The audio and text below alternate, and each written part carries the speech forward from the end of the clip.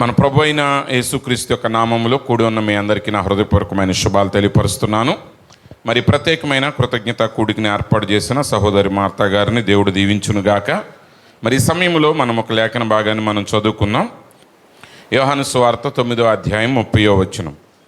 అందుకు ఆ మనుష్యుడు, ఆయన ఎక్కడి నుండి వచ్చినో మీరెరుగకపోవుట ఆశ్చర్యమే, అయినను ఆయన నా కన్నులు తెరచెను. ప్రభు ఈ వాక్య భాగమును దీవించునుగాక. ఆమేన్. ప్రియమైన సహోదరి సహోదరులారా, ఈ చదివిన లేఖన భాగాన్ని మనం గమనించినప్పుడు మరి ఇక్కడ ఈ గుడ్డివాడు ఏమని అంటున్నాడంటే, అయినను ఆయన నా కన్నులు తెరిచెను. ఈరోజు మనం దేవునితో ఒక స్థిరమైన నిజమైన ఒక అనుభవాన్ని మనం కలిగి ఉండాలి. ఎందుకనగా చాలామంది దేవుడు అనగానే మరి దేవుడు కనబడట్లేదు కదా, మరి ఈ కనబడని దేవుడు ఎలా నిజము అని ప్రశ్నిస్తూ ఉంటారు. లేదు, భక్తిలో నడిచేవారు కూడా అనేకులు ఏదో సాంప్రదాయాలను బట్టో పరిస్థితులను బట్టో లేదా కొన్నిసార్లు ఏదో మానసిక ప్రశాంతత కొరకో మరి వారు దేవుణ్ణి వెంబడించినట్లుగా కనబడుతుంది. చాలామంది అడుగుతూ ఉంటారు, దేవుణ్ణి మాకు చూపించండి, మేము నమ్ముతామంటారు.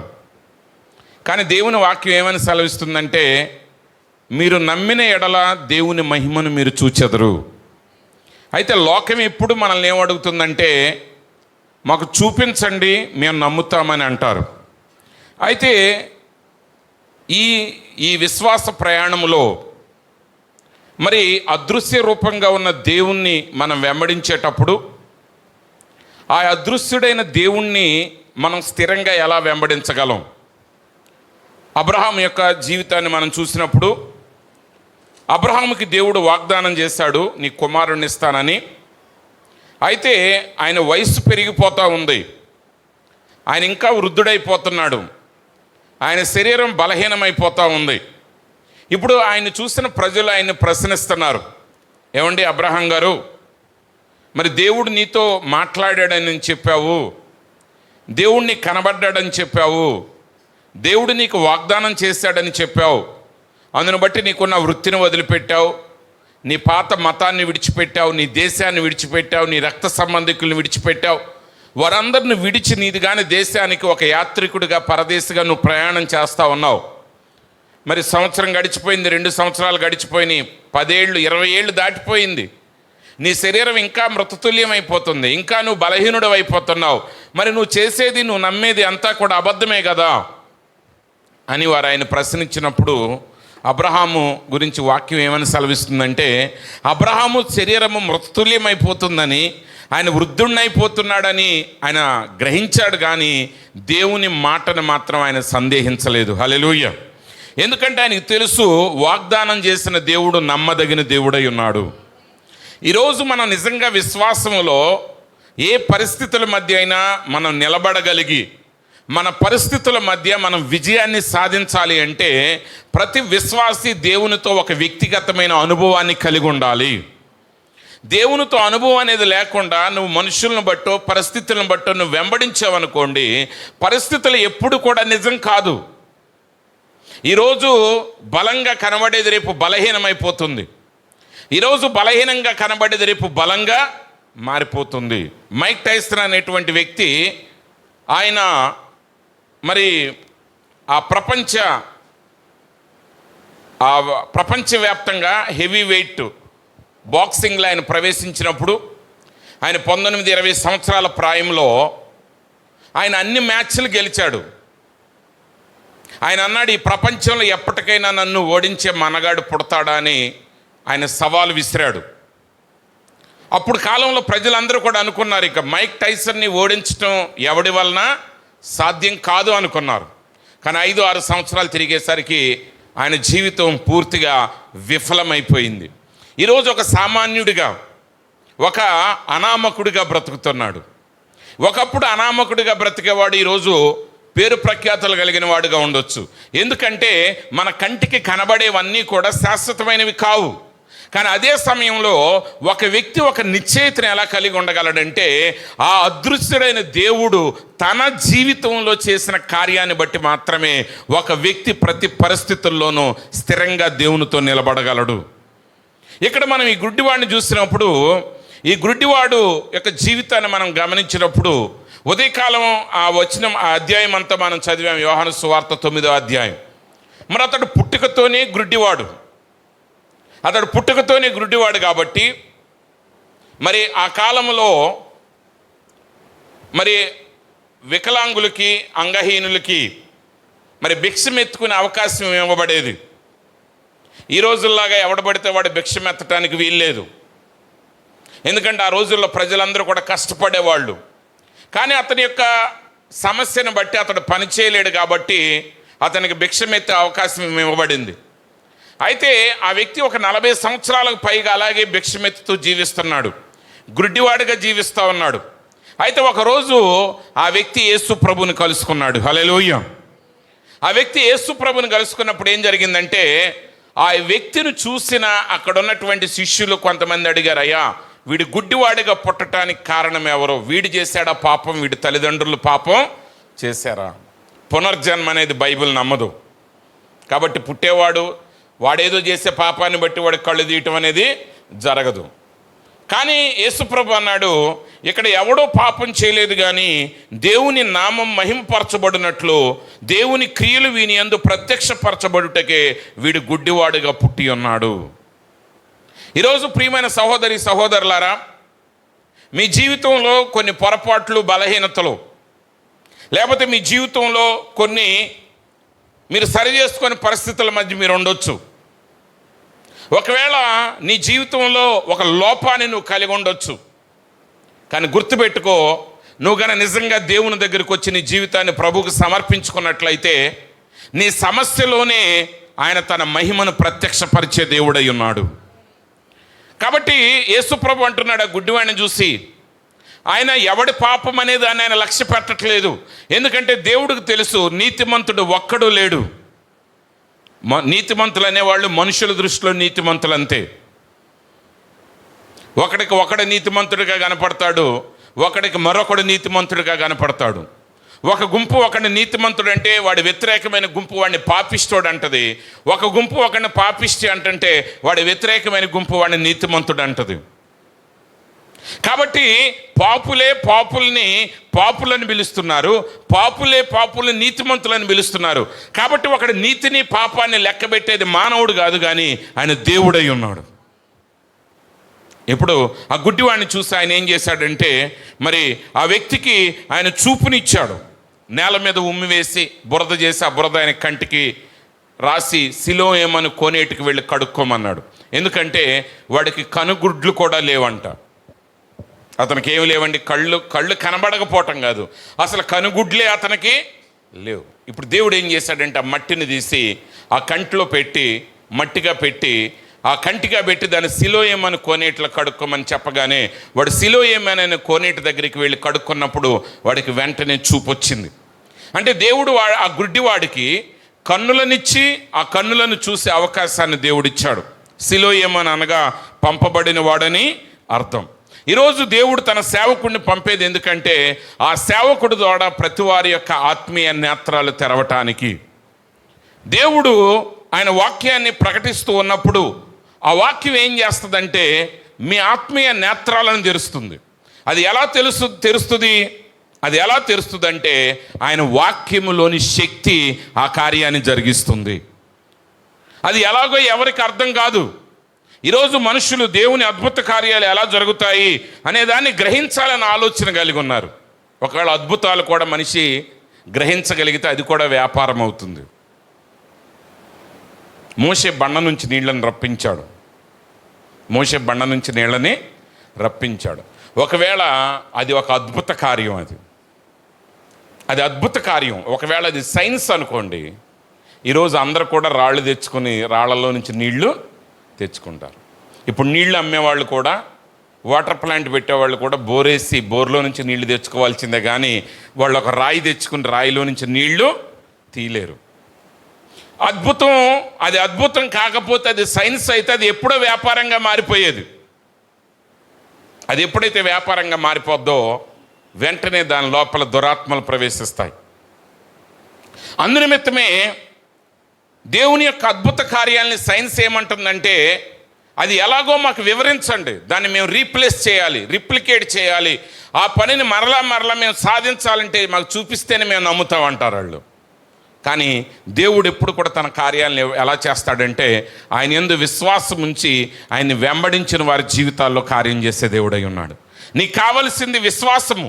ఆయన కృప మీద నువ్వు ఆధారపడినప్పుడు దేవుడు నీ జీవితాల్లో అద్భుతాలు, ఆశ్చర్యకార్యాలు చేయటానికి ఆయన సమర్థుడైన దేవుడై ఉన్నాడు. ఇప్పుడు ఈ గుడ్డివాడికి చూపు వచ్చింది. 40 సంవత్సరాలుగా గుడ్డివాడిగా బతుకుతున్న ఆ వ్యక్తి, మనుషుల మీద ఆధారపడి జీవించిన ఆ వ్యక్తి, మనుషుల చేత అవమానించబడిన ఆ వ్యక్తి ఈరోజు చక్కగా చూడగలుగుతున్నాడు. దానిని బట్టి ప్రజలు నిజానికి సంతోషించాలి, ఆనందించాలి. ఈరోజు నీ బాధలు చూసి బాధపడే వాళ్ళందరూ కూడా ఆ బాధల్లో నుంచి నువ్వు బయటకు వస్తే సంతోషిస్తారని నువ్వు అనుకో మాకు. ఎందుకంటే ప్రజలకి నువ్వు బాధల్లో ఉంటేనే వాళ్ళకి ఆదరించడానికి వీలవుద్ది. అర్థమైందండి? మీకు బాధల్లో ఉంటేనే వాళ్ళకి ఆదరించడానికి వీలవుద్ది, వాళ్ళ గొప్పతనం చూపించుకోవటానికి వీలవుద్ది, లేదా తర్వాత నిన్ను దాటి వెళ్ళిన తర్వాత నిన్ను వెక్కిరించుకోవటానికి వీలవుద్ది, నీ గురించి నవ్వుకోవటానికి వీలవుద్ది, నీ గురించి నువ్వేదో తక్కువ స్థితిలో ఉన్నావు కాబట్టి వాడేదో గొప్ప స్థితిలో ఉన్నాడని వాడు అనుకోవటానికి వీలుగా ఉండాలంటే నువ్వెప్పుడు తక్కువగానే ఉండాలి. ఎందుకంటే అప్పటి వరకు వాడి మీద జాలి చూపించిన వాళ్ళు వెంటనే వాడిని ప్రశ్నించడం ప్రారంభించారు. నీ కన్నులనిచ్చింది ఎవడో, ఎలా చూస్తున్నావు నువ్వు?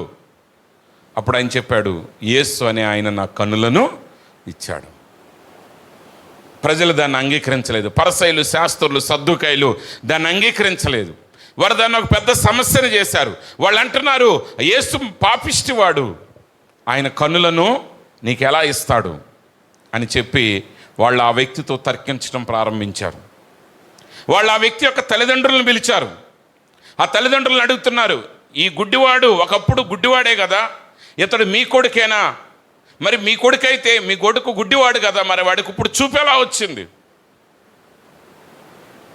అప్పుడు వాళ్ళు అన్నారు, అయ్యా వీడు మా కొడుకే, వీడు పుట్టుకతోనే గుడ్డివాడు, కానీ ఇప్పుడు వీడికి చూపు ఎలా వచ్చిందో మాకైతే తెలియదు. వాడికి వయసు వచ్చి కాబట్టి వాడికి చూపు ఎలా వచ్చిందో వాడినే అడగండి. ఎందుకంటే అప్పటికే మత నాయకులు ప్రకటించారు, ఎవరైనా యేసును క్రీస్తును ఒప్పుకుంటే వారిని వెలివేస్తామని. ప్రియమైన సహోదరి సహోదరులారా, మరలా ఆ వ్యక్తులు యేసు నీ కన్నులనిచ్చింది ఎవరు అని అడుగుతా ఉన్నప్పుడు ఆయన మరలా చెప్తున్నాడు, నేను ఒకసారి మీకు చెప్పాను కదా, మీరెందుకు మరలా అడుగుతున్నారు?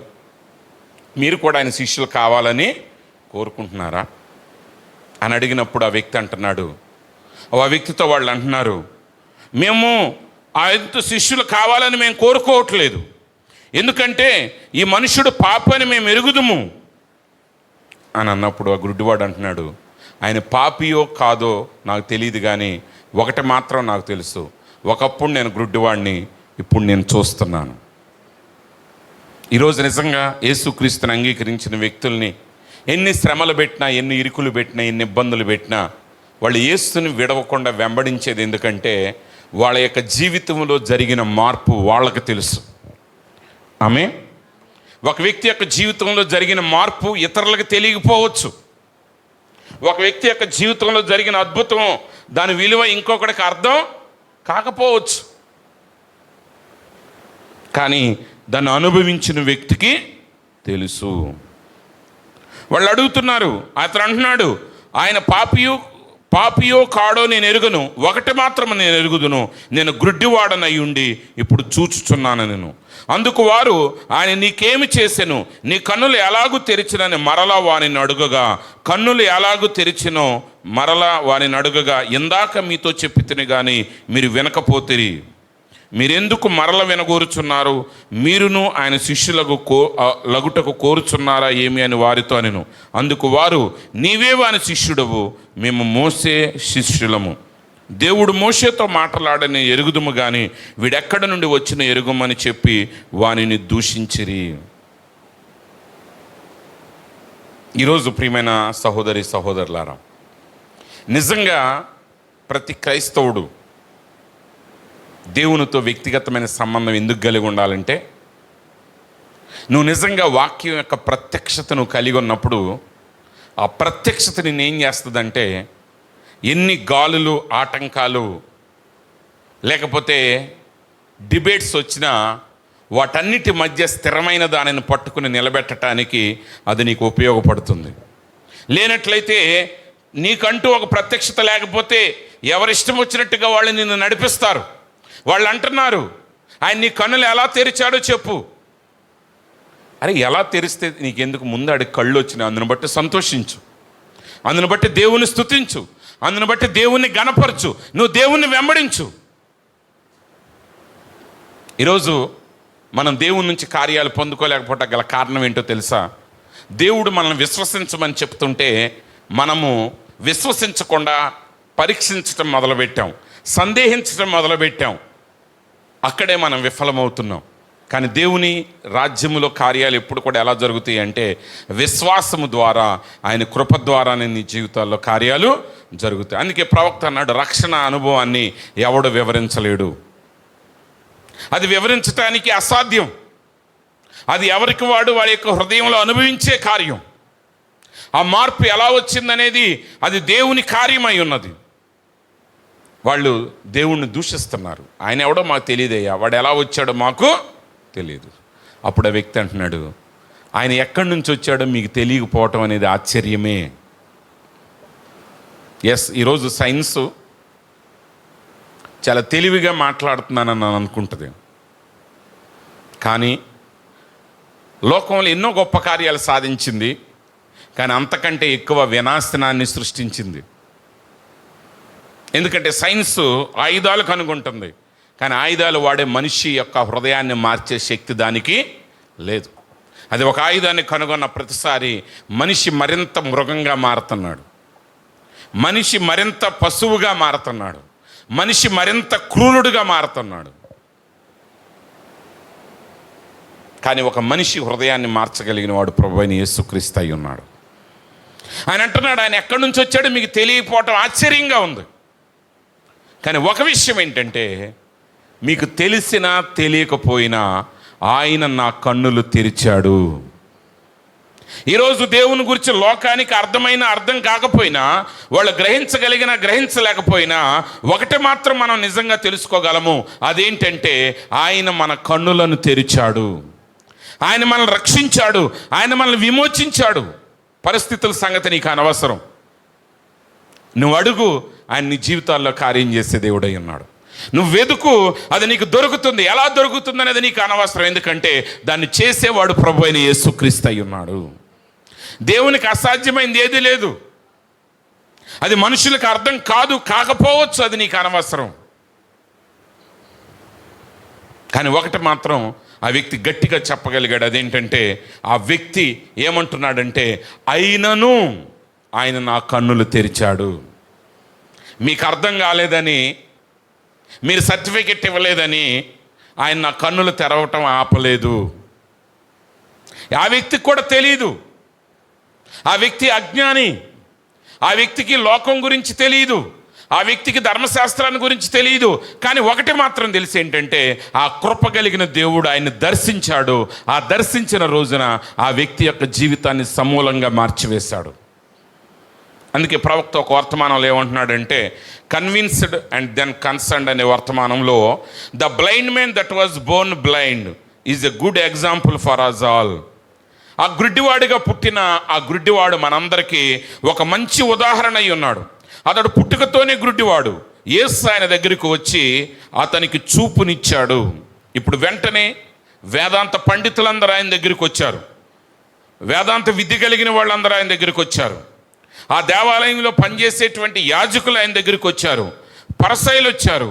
వాళ్ళందరూ కూడా వచ్చి వారి వేదాంత జ్ఞానంతో ఆ వ్యక్తిని ఆర్గ్యూ చేయటం మొదలుపెట్టారు. ఆ వ్యక్తితో తర్కించడం మొదలుపెట్టారు. ప్రియమైన సహోదరి సహోదరుడా, సాతానుడు ఎప్పుడు కూడా మనల్ని దేవుని మార్గంలో నడవకుండా ఎలా చేస్తాడంటే, వాడెప్పుడు మనతో తర్కిస్తాడు.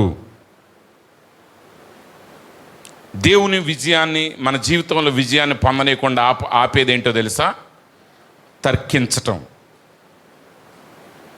మనం ఎప్పుడైతే ఒక మంచి పని చేయాలనుకుంటున్నామో ఆ మంచి పనికి ముందుకు దూసుకుపోనివ్వకుండా ఆటంకాలు పెడతారు జనాలు, సందేహాలు పెడతారు, సమస్యలను పెడతారు. ఇప్పుడు వాళ్ళందరూ కూడా ఆ గుడ్డివాడికి చూపు వచ్చింది, అయినా సరే వేదాంత పండితులు వచ్చి ఆ వ్యక్తిని ఒప్పించడానికి ప్రయత్నిస్తున్నారు. ఏమంటే యేసు మంచివాడు కాదు, పాపిష్టోడు. ఎలా మరి? ఆయన పాపి అయితే మరి ఆయన కన్నులు ఎలా తెరిచాడు? ఆయన అంతకుమంది ఎంతోమంది పుణ్యాత్ములను కలిశాడు. వాళ్ళల్లో ఆయనకి బట్టలు ఇచ్చిన వాళ్ళు ఉండొచ్చు, ఆయనకి ఆహారం పెట్టిన వాళ్ళు ఉండొచ్చు, ఒకవేళ ఆయనకి ఎప్పుడన్నా రోగం వస్తే హాస్పిటల్ బిల్స్ పే చేసిన వాళ్ళు ఉండొచ్చు, ఆ వ్యక్తికి చక్రాల కుర్చీ ఇచ్చిన వాళ్ళు ఉండొచ్చు, ఆయన పిల్లలకి స్కాలర్షిప్లు ఇచ్చిన వాళ్ళు ఉండొచ్చు. కానీ ఆయన కన్నులు మాత్రం యేసు మాత్రమే తెరిచాడు. హల్లెలూయా. ఇప్పుడు మిగిలిన పనులు చేసిన వాళ్ళందరూ కూడా వచ్చి యేసుని మంచివాడు కాదని చెప్పాలని అనుకుంటున్నారు. అప్పుడు ప్రవక్త అంటున్నాడు, he couldn't argue the theology. అతడు వేదాంత పండితులతో తర్కం చేయలేకపోయాడు. ఎందుకంటే దాని గురించి అతడికి ఏమీయో తెలియదు. He didn't no nothing about it. But brother, he had one thing, he had an experience. అయితే అంతమంది వేదాంత పండితుల్ని అతడు ఎలా జయించగలిగాడంటే అతనికి ఒకే ఒక కార్యం ఉంది, అది అతని అనుభవమై ఉన్నది. ఈరోజు నీ మారిన జీవితమే నిన్ను నిలబెట్టేది. నీ జీవితంలో జరిగిన అద్భుతమే నిన్ను ప్రతి పరిస్థితుల్లో దేవుని ఎదుట స్థిరంగా నిలబెడుతుంది. ఈ అనుభవం మనకు కావాలి. అందుకే దేవుని ప్రవక్త విలియం మ్యారన్ బ్రహ్మ్ గారు ఒక వర్తమానంలో అనేక సార్లు చెప్తారు. ఏమంటారంటే, ఒక్కసారి నువ్వు యేసుని కలిస్తే నీ జీవితం ఎన్నడూ కూడా పాతదిగా ఉండదు, నీ జీవితం తప్పకుండా మారిపోద్ది. ఒక నీగ్రో స్త్రీ చెప్పిందంటే, ఏమనందంటే, నా జీవితం నేను అనుకున్నట్టుగా లేదు, లేకపోతే నా జీవితంలో నేను సాధించాల్సింది నేను సాధించలేకపోయాను. కానీ ఒకటి మాత్రం నిజం ఏంటంటే, యేసుని కలిసిన తర్వాత నా జీవితం మునుపటి వలె లేదు, అది మార్పు చెంది నూతన పరచబడింది. ఈరోజు ఆ అనుభవాన్ని మనం కలిగి ఉండాలి. ఎందుకంటే మనం వెంబడించే నజరేయుడైన యేసుక్రీస్తు ఆయనే సజీవుడైన దేవుడై ఉన్నాడు. ఆయన నిన్న నేడు నిరంతరము మారని వాడై ఉన్నాడు. మనం వెంబడించేది ఒక ఆలోచన కాదు, ఒక ఆశయాన్ని కాదు, రూపం లేని ఒక ఉద్దేశాన్ని కాదు. మనం వెంబడించేది ఒక నిజమైన వ్యక్తిని. ఆయనే భూమి ఆకాశాలు సృజించిన సృష్టికర్త అయి ఉన్నాడు. ఆ గుడ్డివాడికి ఏమి తెలియకపోయినా, ఆ వ్యక్తికి ఏ జ్ఞానం లేకపోయినా, ఆ సృష్టికర్త నేరుగా ఆయన దర్శించినప్పుడు ప్రజలతో సంబంధం లేకుండా ఆయన కన్నులను ఆయన తెరిచిన దేవుడై ఉన్నాడు. ఈరోజు ఆ వ్యక్తి యొక్క జీవితంలో ఎలా కార్యం చేశాడో మనందరి జీవితాల్లో కార్యం చేయటానికి ప్రభువు సమర్థుడై ఉన్నాడు. అది ఎవరికి అర్థం కావాల్సిన అవసరం లేదు, అది లోకం ఒప్పుకోవాల్సిన అవసరం లేదు, దాని కొరకు నువ్వేదో తెలుసుకోవాల్సిన అవసరం లేదు. నువ్వు చేయాల్సింది ఏంటంటే, సృష్టికర్త అయిన దేవుని యందు నువ్వు విశ్వాసం ఉంచి నీ రక్షకుడిని నువ్వు అంగీకరించినప్పుడు, ఆయన నీ జీవితంలో కార్యం చేయటానికి నువ్వు అనుమతించినప్పుడు ఆయన ఏం చేస్తాడు అంటే, అసాధ్యమైన కార్యాలని ఆయన నీ జీవితంలో సాధ్యపరిచే దేవుడై ఉన్నాడు. ఈరోజు దేవుడు ప్రతి ఒక్కరి జీవితంలో అలాంటి కార్యాన్ని చేయటానికి ఆయన ఇష్టపడుతున్న దేవుడై ఉన్నాడు. అది మనుషులతో సంబంధం లేదు, వేదాంత పండితులు ఏమన్నా దానితో సంబంధం లేదు. కానీ ఆయన నీ జీవితంలో ప్రవేశించినప్పుడు నీ జీవితాన్ని మార్చగలిగిన దేవుడై ఉన్నాడు. ఎంతగా మారుస్తాడంటే, నీ చుట్టుపక్కల వాళ్ళకి అది ఎలా జరిగిందో ఎన్నటికీ అర్థం కాదు. సైన్సు వాళ్ళకి అర్థం కాకపోయినా అర్థమైంది అనుకున్నప్పుడు అర్థమైనట్టుగా మాట్లాడేస్తారు. కరోనా వచ్చినప్పుడు అంటే అప్పుడు ప్రవక్తలు కూడా రకరకాలుగా మాట్లాడారులేండి. కొంతమంది కరోనాకి ఉరేసిన వాళ్ళు ఉన్నారు, కొంతమంది కరోనా తలకాయలు పగలగొట్టిన పాస్టర్లు ఉన్నారు, వీళ్ళు ఉన్నారు, వాళ్ళు ఉన్నారు. కొంతమంది ఏమో కరోనాని జైల్లో పెట్టారు. ఇక సైంటిస్టులు అయితే వాళ్ళు ఆడిన అబద్ధాలు మామూలు అబద్ధాలు కావు. చక్కగా వ్యాక్సిన్ వచ్చేసింది అన్నారు, వేసుకోమన్నారు. ఇప్పుడు చూస్తే చాలా యుక్త వయసు కలిగిన వాళ్ళు కూడా మరి గుండెపోట్లతో మరణిస్తున్నారు. అప్పుడు సాఫ్ట్వేర్ ఇంజనీర్లు కూడా మాట్లాడేశారు కరోనా గురించి. మైక్రోసాఫ్ట్ అధినేత కూడా వచ్చేసి ఇదిగో కరోనా తగ్గాలంటే ఎలా చేయాలి, వ్యాక్సిన్ వేసుకోవాలి డ్యామ్ డూమ్ అన్నాడు. 2 సంవత్సరాలు పోయేసరికి వాళ్ళు చెప్పిన ప్రతి మాట అబద్ధం అని తేలింది. సైంటిస్టులు కరోనా గురించి చెప్పిన ప్రతి మాట అబద్ధమే. కానీ ఆ అబద్ధాల్లోనే లక్షల కోట్లు సంపాదించేశారు. మనుషుల్ని కరోనా కంటే ఎక్కువగా నాశనం చేశారు. ఇప్పుడు ఏమంటున్నారంటే మేము మంచి చేయాలనుకున్నాం, మాకు అర్థం కాలేదన్నారు. ఒక చిన్న వైరస్ గురించి వాళ్ళకి తెలియనప్పుడు భూమి ఆకాశాలు సృష్టించిన సృష్టికర్త గురించి పూర్తిగా తెలవటం ఎవడికి సాధ్యం?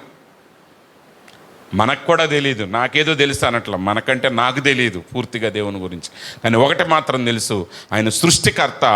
ఆయన తన రూపంలో మనల్ని సృజించాడు. పతనమైన మనల్ని విడిచిపెట్టలేదు. కానీ ఆయన మనల్ని రక్షించటానికి ఆయన శరీరధారిగా ఈ భూమి మీదకి దిగొచ్చాడు. నా స్థానంలో ఆయన నా కొరకు సిలువలో మరణించాడు. ఆయన మరణించి తిరిగి లేచుట ద్వారా ఆయన నన్ను నీతిమంతుడిగా మార్చాడు. ఆయన నా జీవితంలో కార్యం చేయటానికి సమర్థుడై ఉన్నాడు. నీకు తెలియాల్సింది అంతవరకే. నువ్వు విశ్వసించు, నువ్వు సందేహించవద్దు, నువ్వు లోకంతో ఆర్గ్యూ చెయ్యొద్దు. నువ్వు దేవునితో ఆ వ్యక్తిగతమైన సంబంధం కోసం నిలబడు. దేవుడిని జీవితంలో కార్యం చేసినప్పుడు కదలకుండా స్థిరంగా ఆ కార్యంతో నిలబడు. ఆ వ్యక్తి అంటున్నాడు, ఆయన నా కన్నులు తెరిచాడు. అతడికి చదువు లేకపోయినా దేవుడు ఆయన కన్నులు తెరిచాడు. ఆ వ్యక్తికి ధర్మశాస్త్రం తెలియకపోయినా ఆ వ్యక్తికి దేవుడు కన్నులు తెరిచాడు. ఆ వ్యక్తిని లోకమంతా త్రోసివేసిన దేవుడు ఆ వ్యక్తి యొక్క కన్నులు తెరిచాడు. ఈరోజు నువ్వు లోకంలో ఎలాంటి దీనస్థితిలో నువ్వు ఉన్నా, లోకమంతా నిన్ను కొట్టివేసిన స్థితిలో ఉన్నా, లోకం నిన్ను మరిచిపోయిన స్థితిలో ఉన్నా, దావీదు అంటాడు, నేను మృతులలో ఉన్నవాడి వలె మరవబడ్డాను. చనిపోయిన వాళ్ళ కోసం కొన్ని రోజులు ఏడుస్తారు, మనుషులు మర్చిపోతారు. కానీ దావీదు బ్రతికుండగానే ఆయన మర్చిపోయారంట జనాలు. ఆయన అంటున్నాడు, ప్రభువా నేను బ్రతికుండగానే మృతుల్లో ఉన్నవాడు మరవబడినట్టు నేను మరవబడ్డాను. అయితే దేవుడు దావీదుని మరవలేదు. హల్లెలూయా. మనుషులు మర్చిపోయారు దావీదుని, అయినను దేవుడు మరవలేదు. అది దేవుని గొప్పతనం. ఈరోజు నీ పరిస్థితులు ఏవైనా కావచ్చు, అయినను దాని మధ్య కార్యాన్ని చేయటానికి దేవుడు సమర్థుడై ఉన్నాడు. నువ్వు పేదరికంలో ఉన్నావా? No problem. అయినా సరే అది లేని స్థితిలో కూడా అది ఉన్నదానికంటే గొప్ప కార్యాలు చేయటానికి ఆయన సమర్థుడై ఉన్నాడు. సహజంగా 40 ఏళ్ళు వచ్చేసరికి చత్వారం అంటేనంట 40 ఏళ్ళకి వచ్చేదనంట. జస్ట్ 40 ఏళ్ళు రాగానే మనుషులకి ఏం పడద్దంటే రీడింగ్ గ్లాసులు పడతా ఉంటాయి. అందరికని కాదు, ఎక్కువ మందికి. మంచి సాధారణమైన ఆరోగ్యం కలిగిన వాళ్ళకి. ఇప్పుడంటే చిన్నపిల్లలకే పడుతుంది అని, అది వేరే విషయం. అంటే 40 ఏళ్ళు వచ్చేసరికి కొంచెం చూపు తగ్గుతూ మొదలవుతుంది. అది మామూలుగా పని పాటలు చేసేవాడికి తెలియదు, కానీ చదువుకునేవాడికి, చిన్న చిన్న అక్షరాలు చదివే వాళ్ళకి దాని ఎఫెక్ట్ కనపడుద్ది. అంటే 40 ఏళ్ళకి చూపు ఉన్నవాడికి తగ్గేటప్పుడు అసలు కళ్ళే లేనివాడికి 40 ఏళ్ళు దాటిన తర్వాత దేవుడు చూపించాడు. అంటే దీని అర్థం ఏంటంటే, బైబిల్ గ్రంథంలో మీరు ఎవరి జీవితాన్ని చూసినా, ఏ అద్భుత కార్యం చూసినా అది లోకరీతిగా వివరించసఖ్యంగాని పరిస్థితుల మధ్య కూడా ఆయన కార్యం చేసిన దేవుడై ఉన్నాడు. అయినను ఆయన నా కన్నులు తెరిచెను. ఏదో ఒక సమస్యను చూసి వెనకడిగేయమాకండి. మనందరం కూడా దేవునితో నడవటానికి 2 సమస్యలు మనం పెట్టి వెనక్కడిగెళ్తాం. ఇశ్రాయేలీలు దేవుడు వాగ్దానం చేశాడు, కానాను దేశాన్ని వారికి ఇస్తానని.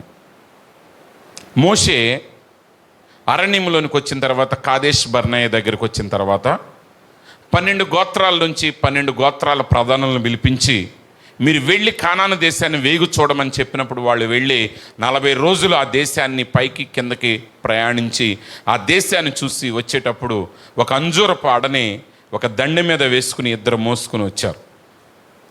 వాళ్ళు వచ్చి అంటున్నారు, సమాజం అంతా నిలబడింది. వాళ్ళు అన్నారు, అయ్యా మీరేం చూసి వచ్చారో చెప్పమన్నప్పుడు వాళ్ళు అన్నారు, దేవుడు చెప్పినట్టుగా అది పాలు తేనెలు ప్రవహించే దేశమే. ఇదిగో అక్కడ పంట విస్తారంగా ఉన్నది, ఆ దేశము సారవంతంగా ఉన్నది, అది అద్భుతమైన దేశం. అయితే అక్కడ ఉన్న శత్రువులు కూడా బహుబలవంతులు, వాళ్ళని గెలవటం మన వల్ల కాదు. చూసారా, దేవుడు చెప్పిన దాన్ని చేయకుండా వాళ్ళు ఒక ఆటంకాలు చూపిస్తున్నారు. అక్కడున్న మనుషులు రాక్షస దేహులు, ఉన్నత దేహులు, వాళ్ళ ఎదుట మేము మిడతల్లాగా కనపడుతున్నాం. వాళ్ళు మమ్మల్ని మిడతలను చూసినట్టు చూస్తున్నారు, మేము కూడా మాకు మిడతల వలె అనిపించింది. కానీ యెహోషువ కాలేబు అంటారు, ఆ దేశాన్ని స్వాధీనం చేసుకొనుటకు మనకు బలము చాలును.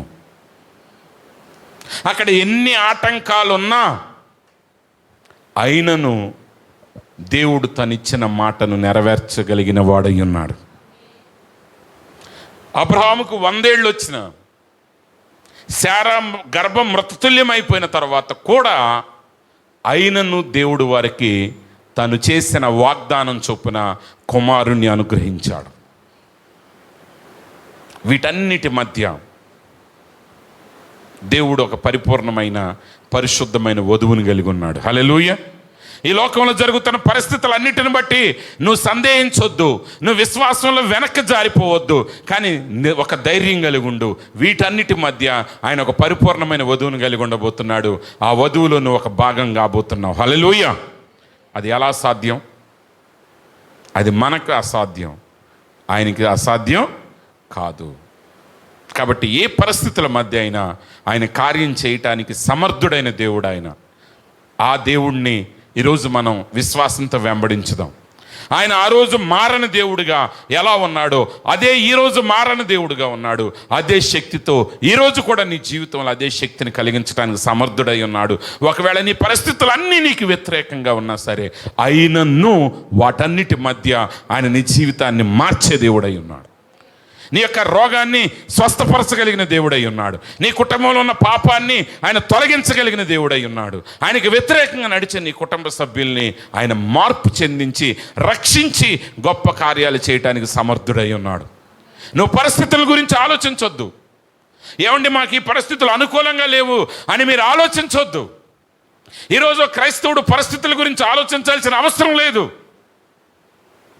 ఎందుకంటే ఆయనను వీటన్నిటి మధ్య మన మధ్య కార్యాలు చేయటానికి దేవుడు సమర్థుడై ఉన్నాడు. ఆయన సర్వశక్తి కలిగిన దేవుడై ఉన్నాడు. యాకోబు జీవితంలో అందరి చేత మోసగించబడ్డాడు, అయినను యాకోబుని దేవుడు ఐశ్వర్యవంతుడిగా మార్చాడు. ఒక నీ పక్కన ఉన్నా లేకపోయినా అసలు పరిస్థితులతో సంబంధం లేదు. పరిస్థితులు పూర్తిగా నువ్వు అణగద్రొక్కబడే పరిస్థితుల మధ్య అయినా నువ్వు వాటి మధ్య దేవుణ్ణి నిలబెట్టడానికి సమర్థుడైన దేవుడై ఉన్నాడు. ఆయన అంటున్నాడు, లోకానికి నాకు ఆశ్చర్యంగా ఉందయ్యా, నా కన్నులు తెరిచిన వాడు ఎవడో మీకు తెలియకపోవటం. అయినా సరే మీకు తెలిసినా తెలియకపోయినా ఆయన నా కన్నులు తెరిచాడు. ఈరోజు మనం చెప్పగలగాలి, ఆయన నా పాపాలని క్షమించిన దేవుడై ఉన్నాడు. ఎవడు ఎంత ప్రశ్నలు వేయొచ్చు, అవన్నీ మనకు అనవసరం. మనకు తెలుసు మన పాపాలు క్షమించబడ్డాయి, మన జీవితం మార్పు చెందిందని మనకు తెలుసు. అదే స్థిర నిశ్చయంతో నువ్వు ముందుకు సాగు. ప్రతి పరిస్థితి మధ్య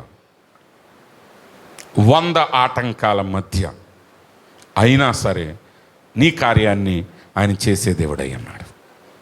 కాబట్టి ప్రియ సహోదరి సహోదరులారా, మీ జీవితంలో ఎలాంటి పరిస్థితుల మధ్య వెళుతున్నా మీరు ధైర్యాన్ని కోల్పోకండి. పరిస్థితులన్నీ వ్యతిరేకంగా ఉన్నప్పుడు నమ్మండి, ఆయన నీ జీవితాన్ని మార్చగలిగిన దేవుడై ఉన్నాడు. అట్టి కృప దేవుడు మనందరికీ అనుగ్రహించును గాక. ఆమేన్. తలలు వంచండి, ప్రార్థన చేసుకుందాం. మహోన్నతుడ, మహాగణుడ, సర్వాధికారి యేసు ప్రభువా, నీ పరిశుద్ధమైన నామానికి స్తోత్రాలు నాయన. ఇంతవరకు నీ వాక్యం ద్వారా మాతో మాట్లాడావు ప్రభువా. నాయన, నువ్వు శరీరధారిగా ఈ లోకానికి వచ్చినప్పుడు ప్రభువా, నువ్వెన్నో అద్భుతాలు ఆశ్చర్యకార్యాలు జరిగిస్తున్నప్పటికీ, వాక్యాన్ని నువ్వు బయలుపరుస్తున్నప్పటికీ అనేకులు దాన్ని గ్రహించలేకపోయారు ప్రభువా. అనేకులు నిన్ను తప్పు వ్యక్తిగా నిరూపించాలని ప్రయత్నం చేశారు. కానీ ప్రభువా, ఎవరైతే జగత్పునాది వేయబడక మునిపే ఏర్పరచబడి ఉన్నారో, నీ ద్వారా ఎరగబడి ఉన్నారో, వారు మాత్రం నిన్ను అంగీకరించారు తండ్రి. ఇదిగో ఆ కాలం యొక్క వేదాంత పండితులు గ్రహించలేకపోయినప్పటికీ ఆ తల్లి గర్భంలో గుడ్డివాడిగా పుట్టిన వాడే రక్షకుడు అని నిన్ను గ్రహించగలిగాడు ప్రభువా. నువ్వు దేవుని చేత పంపబడిన వాడని గ్రహించగలిగాడు తండ్రి. లోకానికి అర్థం కాకపోయినా సరే నువ్వు ఆయన కన్నులు తెరిచిన దేవుడు అయి ఉన్నావు. ఈరోజు మేము కూడా అదే స్థిర నిశ్చయంతో అలాంటి అనుభవంతో ముందుకు సాగే కృపను మాకు అనుగ్రహించండి. విన్న వాక్యం విన్న ప్రతి బిడ్డను మీరు దీవించండి తండ్రి. ప్రతి పరిస్థితుల మధ్య వారి యొక్క జీవితంలో ఒక అద్భుతాన్ని చేయటానికి నువ్వు సమర్థుడు అని వారి గుర్తెరిగి ముందుకు సాగే కృపను అనుగ్రహించండి. ఈ కొడుకుని ఏర్పాటు చేసిన కుటుంబాన్ని దీవించండి, ఆశీర్వదించండి, మహిమ పొందండి. యేసుక్రీస్తు పరిశుద్ధ నామంలో ప్రార్థిస్తున్నాం తండ్రి, ఆమేన్.